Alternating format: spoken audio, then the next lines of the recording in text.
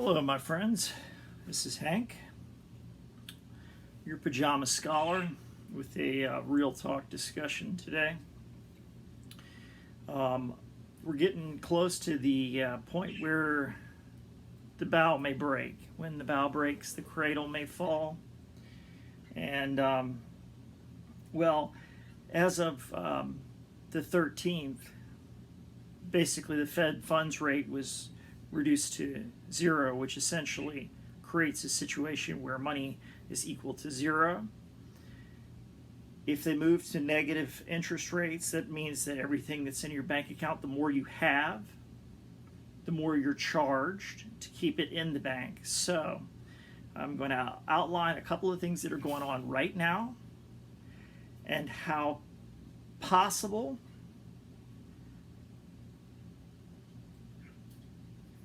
how these things are going to play out, at least in the short term, what I expect. You know, a series of possibilities and probabilities, okay? All right.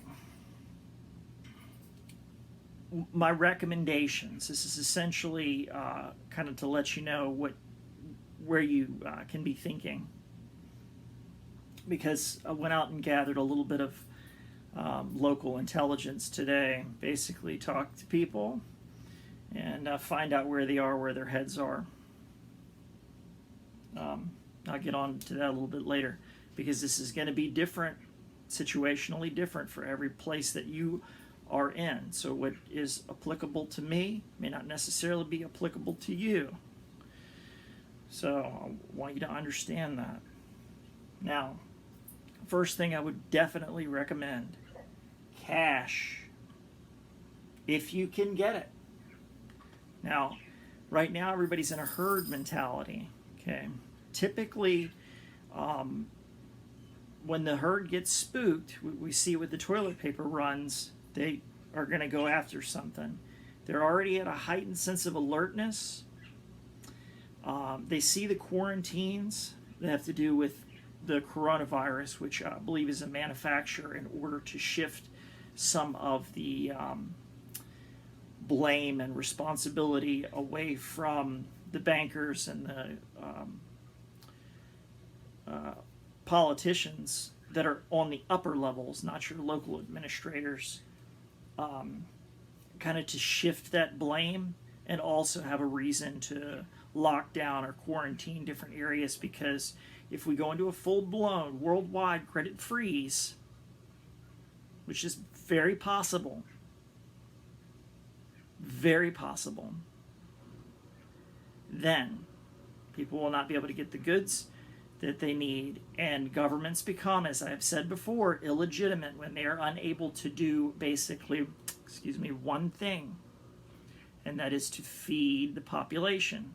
If they cannot feed the population, it's kaput. Okay.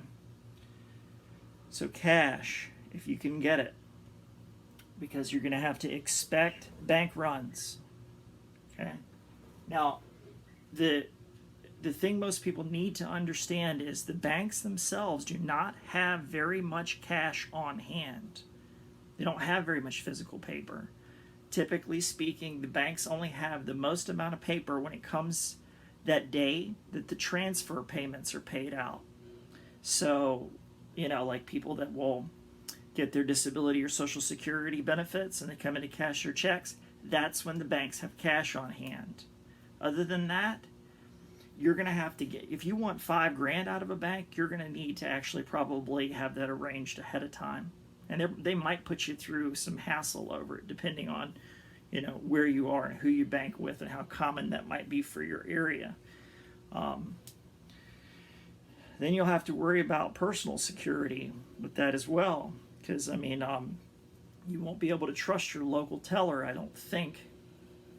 So my recommendation would be to get cash and small bills, because you don't want to have to make change, and you never want to carry more with you than you need. Cash will hold its value. In fact, the value of cash will go up for a short period of time, because when I talk about a credit freeze, I talk about You stick your debit card or your credit card in the machine and it's just not going to work at all, period. So the actual value of hard currency, paper cash, will go up for a short period of time because it will be a limited commodity. But then after people start to realize that you're not going to be able to procure the goods and services with that cash anymore, it's going to start to drop back down again, possibly to, a worst case scenario like a Weimar Republic style full-blown currency collapse. Where are the flights to safety? Okay, there's not enough precious metals to go around. Cryptocurrencies, nobody knows how to use them or transact with them.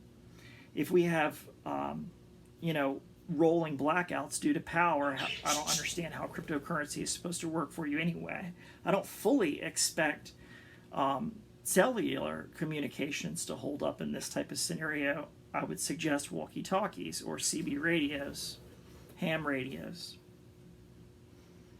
So cryptocurrency, I don't see why anybody thinks this is a flight to safety, because nobody knows how to use it. Nobody's set up to transact with it. So, okay. Like I said, now the utility of cash will diminish within probably a matter of weeks, 3, 4, maybe a month tops. Okay. What I call the shit paper beta. Okay. When it comes to toilet paper, if you have a detachable shower head, just step in the shower and rinse yourself off. Okay. And then you can use a cloth and throw it in a tub of detergent or bleach, and then bring your rags out and dry, and basically hang dry them or whatever you need to do. I mean, sanitary, no cost, reusable, either that or a bidet. But see, the thing is, we do have paper plants in the United States. They mostly are in Georgia. They do produce the finished product, the finished paper. So it's not like we have to go to China to get toilet paper. We actually manufacture that here in the United States, relatively locally, at least to me. So what I suspect they will do is, what they've kind of done, is release one wave of supplies, see how people go after it, hold a wave of supplies in reserve until people become used to not having it, and then they'll reduce that. If they're wise, they'll release another wave of supplies. Now, this is going to get increasingly complex because of this third point here. The Saudi, Russia, United States energy war. Okay. Now, MBS, bin Salman, the crown prince, which I assume he will become the king of Saudi Arabia, has basically had all of his relatives, even his backers, rounded up so he doesn't have any political competition. He's pissing off a lot of people, and Saudi Arabia is kind of in a sticky spot, especially when they go pissing on the back of the Russians, which they have most certainly done. Rostov. Now, Saudi Arabia is no longer a client state of the United States. I mean, like I've said before, the petrodollar was on the way out and gone. So we had to kind of rethink our energy. So I'm going to basically break it down for you in a monetary sense. The Saudi Aramco can produce oil by the barrel for like $2-3. Okay. Rostov, the Russian production and refinery, can produce it for like $7 to $8. And the American shale oil industry produces a barrel of oil at about $50. So you can see where it's not going to compete.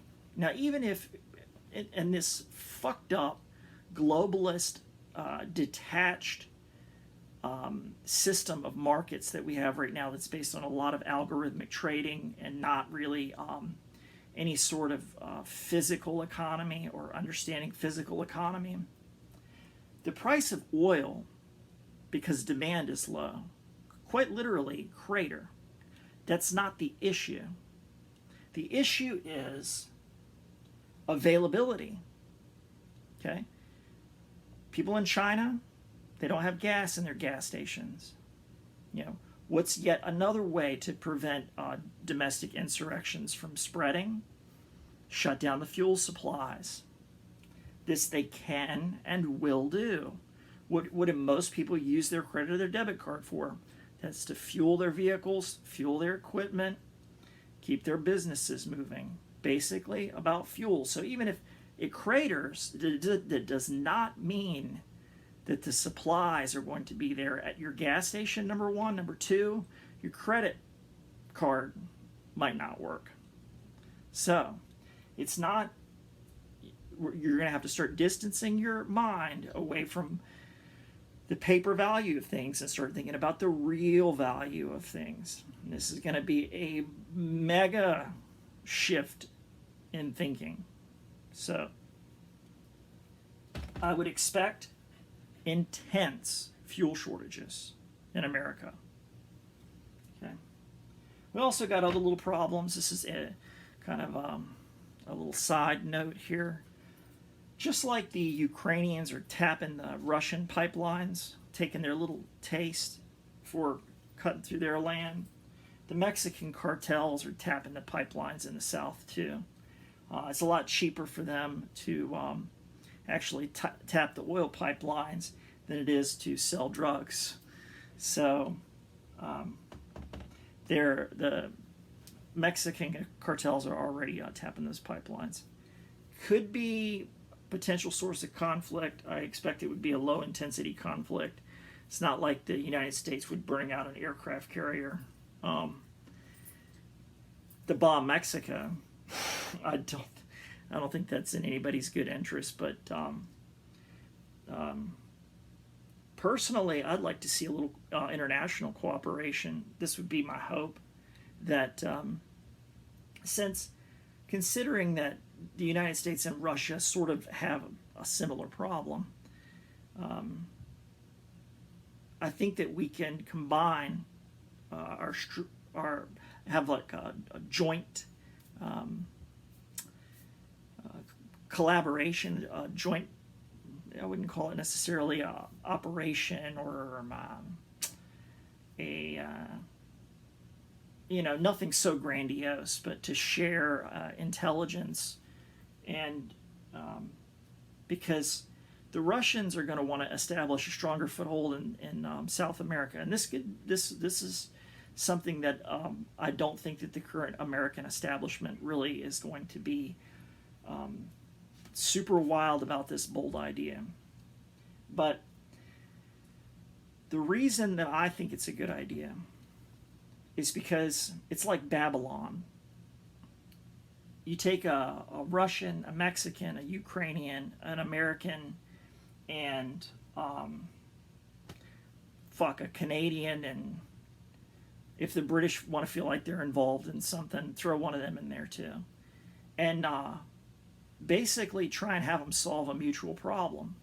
Because it's essentially the same problem. The problem in the Ukraine is the same thing, essentially the same problem in Mexico. It's just two different cultures, two different areas, essentially the same problem. Now, it's kind of like a Tower of Babylon because it's so fucked up. It's so crazy. It's kind of crazy like a fox. Like it's so crazy it just might work. Because it's going to open up those dialogues, and we do not need none of those nations, not Ukraine, not Canada, not the United States, not Russia, most certainly not the UK is interested in war. If they are, fucking crazy. Okay. So it would be these kinds of way outside the box sort of diplomatic lines of thinking so we can start to, I mean, I believe that a lot of the culture was lost, and a new generation has to be trained to deal with other nations in a diplomatic way. And I think this is a problem that the oil industry can get behind, and with their very deep pockets, big oil does run the world, and instead of having a zero-sum game, we can make it where everybody wins. So it's I know it's very, very, very outside the box thinking, but this is what, well, strange times call for strange measures. Okay. Now, my assessment as of today for domestic conflict in my area is, or where I live, okay, AO would be, I guess, shorthand for area of operations, very low. Okay, I've talked to the youth around here.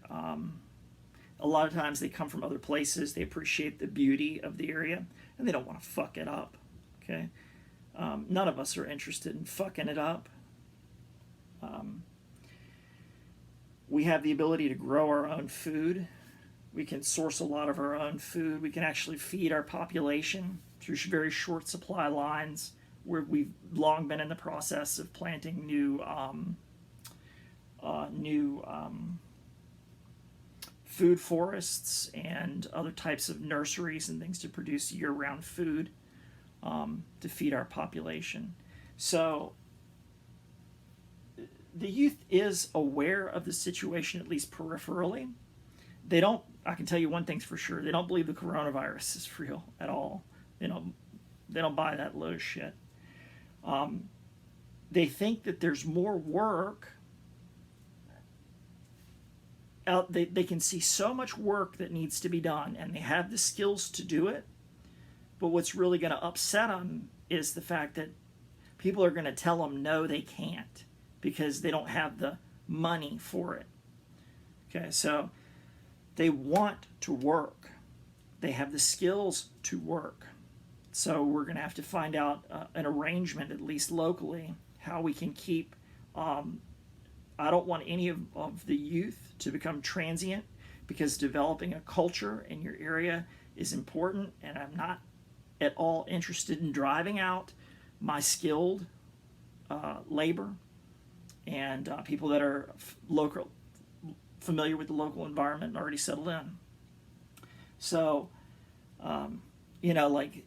people are not going to be kicking elderly people out of their houses. Okay, shit might get fucked up for a while, but I very seriously doubt that the sheriff's department at that juncture is going to want to go and start kicking elderly people out of their houses. I mean, possession is 9/10 of the law, and until we can revalue all these things, you just sit where you are, I would suggest, and don't worry about it too much. It's not like you're not going to be able to take a second mortgage out. Okay, whatever cash, whatever you got, that's what you got. All right. Probably sort that shit out as the days go by. Okay. Now, our top priority, as far as the youth goes, keeping people busy, and there's so much to do. My top priority is to secure the welfare of our senior citizens. That is my top priority. So, to cooperate fully with any kind of police, law enforcement, anything like that, if I get one fucking word of hearing somebody that's being elderly, that's been robbed or hurt, maybe some very young men that have a lot of fucking anger issues will go and regulate your ass. They'll hunt you down like a fucking dog. And I don't think anybody's going to be particularly concerned what happens to you if you prey on old people. So don't fucking forget that. So, law enforcement will have absolute full cooperation in providing security for ourselves. We already look out for each other with patrols, with dogs. That's how we keep a safe city. So we take responsibility for our own security. and there's some shit that just won't fly, and hurting a child, picking on the elderly, that ain't gonna fly. Okay. So there's going to be a lot more to do in that arena anyway. I mean, delivering medications, we might have to do that by bike. You know, we might have to, you know, who knows what we might end up having to do. So every able-bodied young person has got something to do. The culture that I wish to project, if they don't have anything else to do, is to look after the elderly.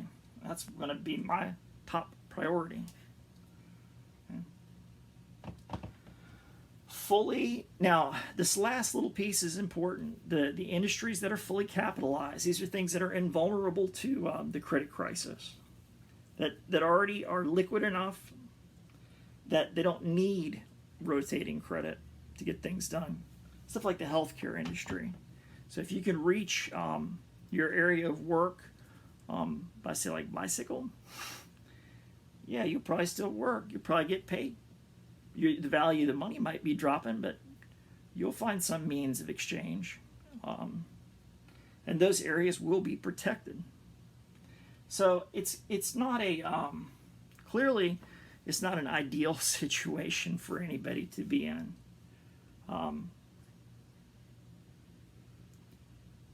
Look to your local governments, look to your local municipalities, look to your neighbors.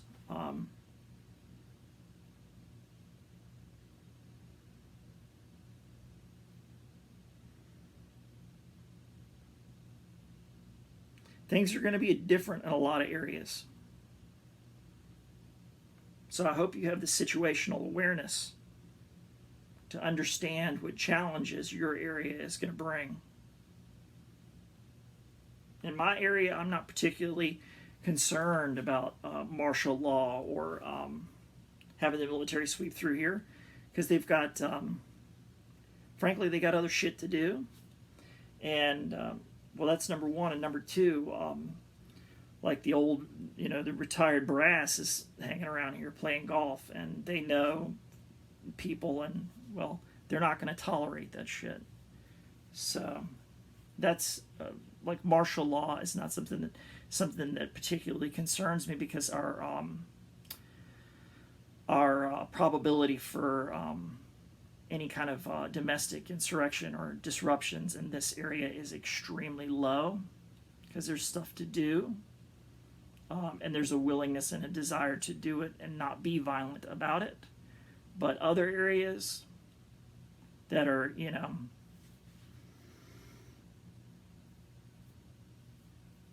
haven't carefully cultivated their culture. I mean, I've been trying to hammer this home for years.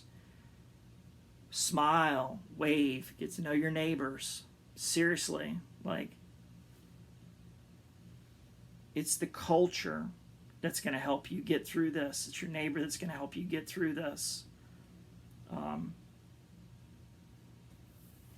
Man, I'm going to add one more thing for you all to think about that I consider to be very important. And this involves the use of firearms. Personally, I would rather take the hit or take the chance of taking the hit before I would open fire with a rifle or a handgun inside of an apartment complex.